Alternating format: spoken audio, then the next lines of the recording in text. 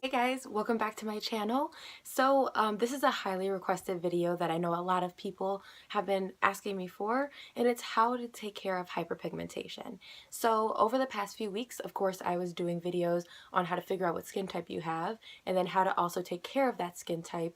But then of course, like I said, there are things such as skin ailments, meaning breakouts, scars, also known as hyperpigmentation, redness, things like that that can be with any skin type.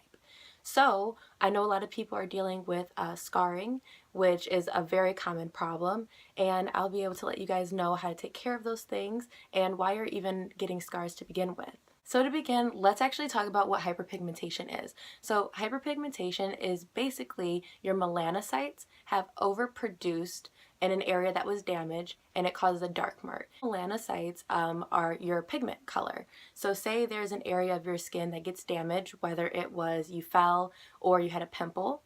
What happens is that the area is essentially devoid of any melanin or color, and so your body produces melanocytes to go to that area, and in some cases, especially with people of color, you overproduce melanocytes, meaning that your skin's going to actually look darker. That's why the dark marks appear black or a lot darker than your skin tone, because it's overproducing your color. That's not to say that not everybody can get it. Of course, you can see people that are European white descent have red marks as opposed to darker brown spots, and these tips and tricks can definitely help those people too. There's essentially 3 different ways on how to take care of hyperpigmentation, especially at home. Now there are other more drastic things that you can do by going to a med spa or an esthetician or a doctor, but these are going to be things that you can do at home. First, there's mechanical exfoliation. Mechanical exfoliation is just a fancy word for a scrub. Scrubs are good because they allow your skin to look brighter. You can have the products that you put on afterwards absorb a lot better, and then your skin just looks brighter, feels smoother.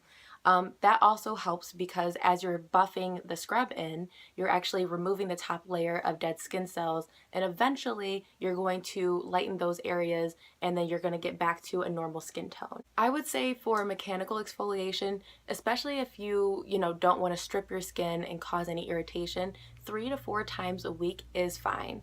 I know some people say only once or twice a week. Dylan.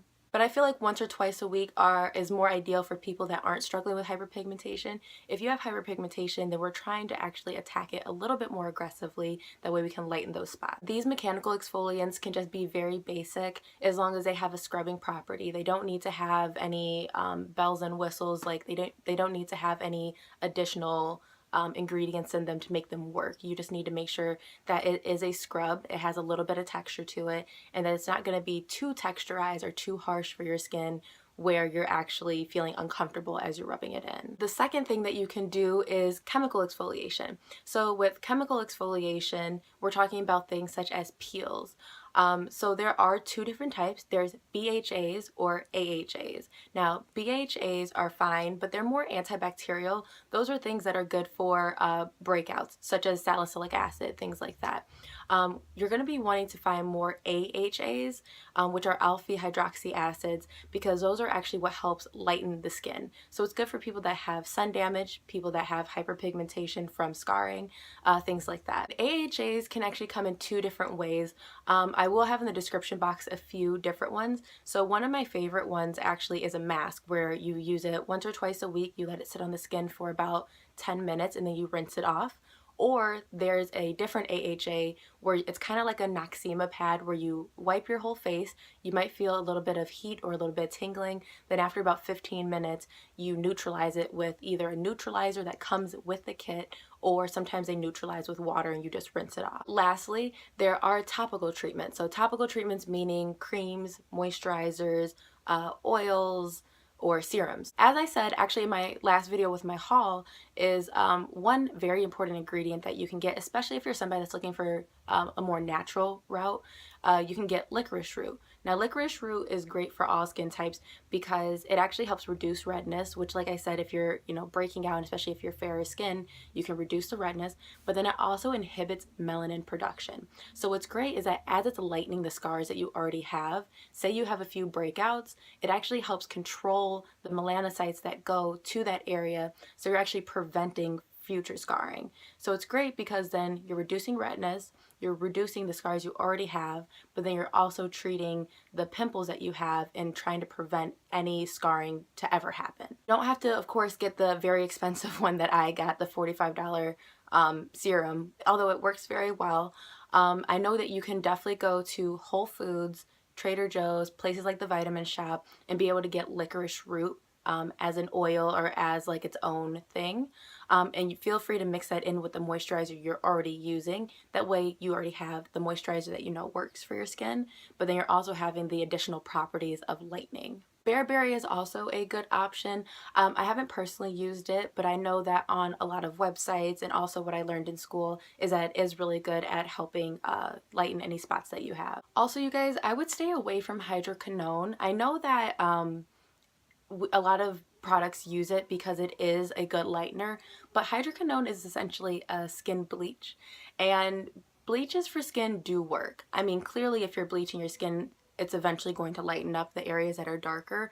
However, the dangerous thing with hydroquinone and with other similar bleaches is that they don't know when to stop working. It's kind of like if you're washing your clothes and you have a bunch of whites and you pour bleach on a t-shirt. If you don't rinse out that bleach, eventually it's going to eat through the cloth and destroy your shirt or whatever you're washing. Kind of the same thing. If you keep putting on the hydroquinone day after day, bleach doesn't know when to stop in the skin.